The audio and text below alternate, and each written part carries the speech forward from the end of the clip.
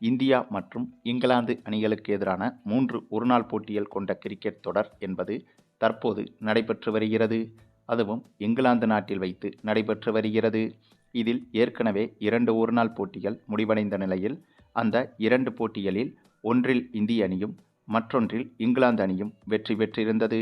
இதன் காரணமாக கடைசி ஒருநாள் போட்டியில் வெற்றி பெறும் அணி இந்த தொடரை கைப்பற்றும் என்ற பரபரப்பான சூழல் உருவானது. அப்படிப்பட்ட சூழலில்தான் இந்த 3வது ஒருநாள் போட்டி தொடங்கியது. மேலும் இந்த 3வது ஒருநாள் போட்டி தொடங்கும் போது இந்த போட்டியில் எந்த அணி வெற்றி பெறும் என்ற எதிர்பார்ப்பு மட்டும்தான் ரசிகர்கள் மத்தியில் இருந்ததே தவிர, இந்த போட்டி என்பது இந்த ஒட்டுமொத்த பிரபஞ்சத்தின் நம்பர் 1 போட்டியாக மாறப்போகிறது என்பது அப்போது யாருக்கும் தெரிந்திருக்கவில்லை. ஆமாங்க, அதற்கு காரணம் இந்த போட்டி தொடங்கி முதலில் பேட்டிங் செய்தது இந்திய அணி. அதாவது டாஸை வென்ற இங்கிலாந்து அணி முதலில் பந்து வீசுவதாக தேர்வு செய்திருந்தது. அப்படி பார்த்தால் இந்த போட்டியில் இப்படி ஒரு சாதனை நடப்பதற்கு பிள்ளையார் சுழி போட்டதே இந்த இங்கிலாந்து அணிதான். ஒருவேளை இங்கிலாந்து அணி இந்த போட்டியில் டாஸை வெல்லும் போது பந்து வீச்சை தேர்வு செய்யாமல் பேட்டிங்கை தேர்வு செய்திருந்தால் இப்படி ஒரு சம்பவம் என்பது நடந்திருக்காது. ஆகவே இப்படி ஒரு சரித்திர நிகழ்வு நடப்பதற்கு இங்கிலாந்து அணிதான் முதல் விதையை போட்டது. பிறகு பேட்டிங் செய்ய களமிறங்கிய இந்திய அணியை பொறுத்தவரையில் ஓப்பனிங்கில் ரோஹித் சர்மாவும் சுப்மன் கில்லும் களமிறங்கினார்கள். இந்த இருவருமே அதிரடியில் மிரட்டி எடுத்தனர். குறிப்பாக ரோஹித் சர்மாவை பொறுத்தவரையில் இந்த 3வது ஒருநாள் போட்டிதான் ரோஹித் சர்மாவின் கடைசி சர்வதேச ஒருநாள் போட்டி என்று முடிவாகியிருந்தது. அதாவது இந்த போட்டிக்கு பிறகு ரோஹித் சர்மா ஒருநாள் போட்டியிலிருந்தும் ஓய்வை அறிவித்து விடுவார் என்றும் சொல்லப்பட்டது. அந்த ஒரு சூழலில்தான் இதுவரை எவ்வளவோ சாதனைகளை செய்து முடித்து விட்டாச்சு. ஆகவே இந்த போட்டியில் சாதித்து காட்ட வேண்டிய அவசியமும் ரோஹித் சர்மாவுக்கு கிடையாது. அதன் காரணமாக இந்த போட்டியில் என்ன நடந்தாலும் பரவாயில்லை, அதிரடியில் மிரட்டி விடுவோம் என்ற மனநிலையில்தான் இந்த போட்டியை ரோஹித் சர்மா அணுகியிருந்தார். அதனால்தான் இந்த போட்டியில் இவர் எதிர்கொண்ட முதல் பந்தையே சிக்ஸருக்கு அனுப்பினார். வழக்கமாக ஒரு போட்டி தொடங்கி ஒரு பேட்ஸ்மேன் எதிர்கொள்ளும் முதல் பந்தை சிக்ஸருக்கு அனுப்புவதில் இந்த ஒட்டுமொத்த உலகத்திலேயே 2-3 பேட்ஸ்மேன்கள் தான் இருக்கிறார்கள். ஒருவர் வீரேந்தர் சேவாக், இன்னொருவர் அபிஷேக் சர்மா, இப்போது சூரியவன்சி. இந்த 3 பேரை தவிர உலகத்தில் எந்த பேட்ஸ்மேனும் தான் சந்தித்த முதல் பந்தையே சிக்ஸர் அடிப்பதற்கு முனைப்பு காட்ட மாட்டார்கள். ஆனால் இந்த போட்டியில் இந்த உலகத்தில் இந்த ஒரு சாதனையை செய்யும் 4வது பேட்ஸ்மேனாகத்தான் தான் சந்தித்த முதல் பந்தையே சிக்ஸருக்கு பறக்கவிட்டார் ரோஹித் சர்மா. ஆகவே அப்போதே தெரிந்துவிட்டது இந்த போட்டியில் ரோஹித் சர்மா ஒரு முடிவோடுதான் களமிறங்கியிருக்கிறார் என்று. பின்னர் எதிர்பார்த்தது போலவே காட்டுத்தனமான அதிரடியை ரோஹித் சர்மா வெளிப்படுத்த, அந்த சமயத்தில் ரோஹித் சர்மா அதிரடியாக விளையாடுவதற்கு சுப்மன் கில்லும் சிங்கிள் ரன்னாக எடுத்து கொடுத்து ரோஹித் சர்மா அதிரடிக்காக உதவினார். அதே சமயம் ஒரு கட்டத்தில் சுப்மன் கில் விக்கெட்டை இழக்க அப்போது ஒன் டவுனாக சூரியவன்சி களமிறங்கினார். இதுதான் மிகப்பெரிய பரபரப்பாக மாறியது.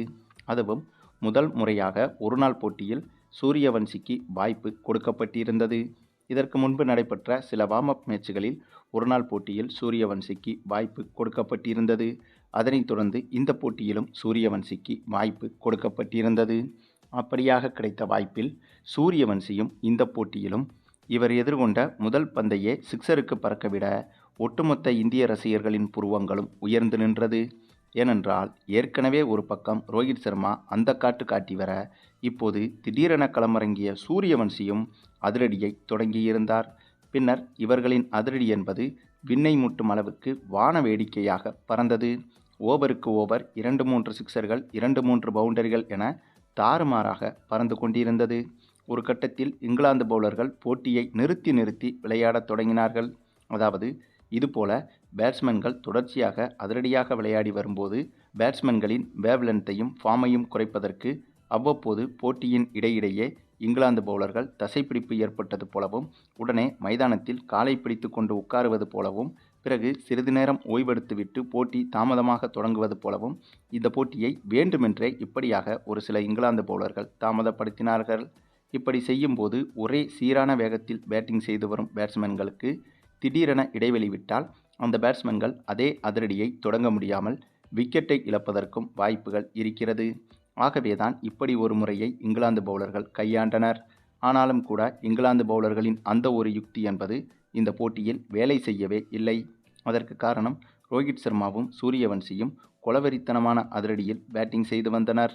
இதில் ஆச்சரியம் என்னவென்றால், இந்த இருவருமே அதிரடியாக விளையாடி கிட்டத்தட்ட 2 பேருமே இரட்டை சதத்தை கடந்து விடுவார்கள் என்று எதிர்பார்த்த போது 2 பேருமே சரியாக 190 ரன்கள் 190 ரன்களை கடந்த போது 200 ரன்களை தொடுவதற்கு முன்பே விக்கெட்டுகளை இழந்துவிட்டனர்.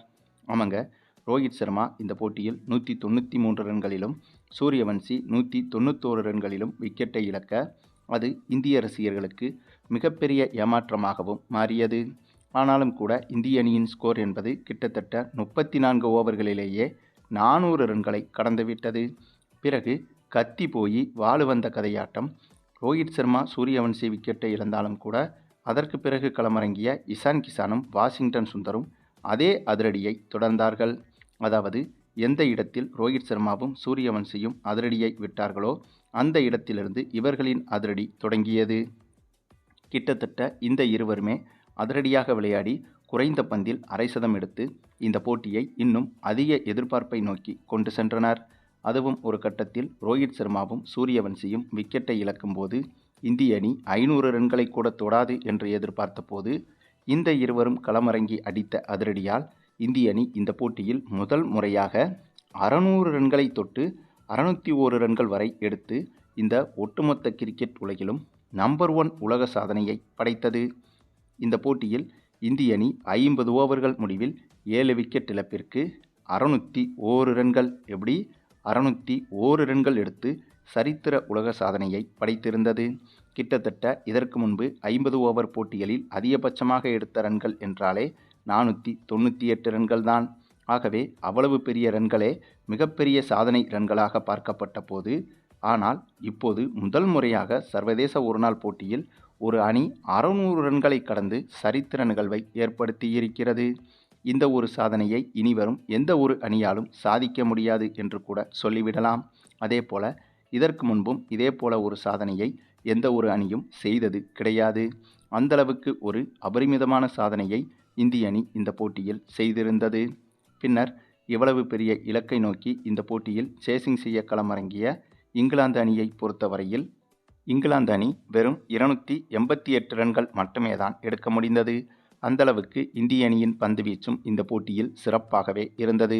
அதே சமயம் இலக்கு என்பது மிகப்பெரிய அளவில் இருந்ததால் இங்கிலாந்து பேட்ஸ்மேன்கள் மனதளவில் அப்போதே தளர்ந்து விட்டனர். அதை இந்திய பவுலர்களும் சரியாக பயன்படுத்தி கொண்டு இந்த போட்டியில் இங்கிலாந்து பேட்டிங் வரிசையை சிதறடித்து விட்டனர்.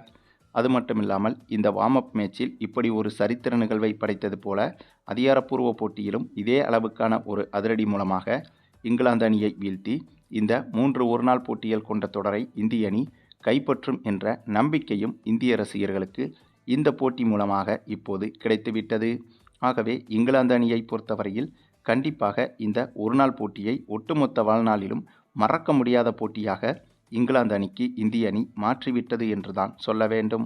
சரி, நீங்கள் சொல்லுங்கள், இந்திய அணியின் இந்த ஒரு அபார சரித்திர பிரம்மாண்ட உலக சாதனை ஆட்டத்தை பற்றியும் இதே போல ஒரு ஆட்டத்தை அதிகாரப்பூர்வ போட்டியிலும் வெளிப்படுத்தி இந்த தொடரை இந்திய அணி கைப்பற்றுமா என்பதை பற்றியும் உங்களுடைய கருத்துக்களையும் கமெண்டில் தெரிவிங்க.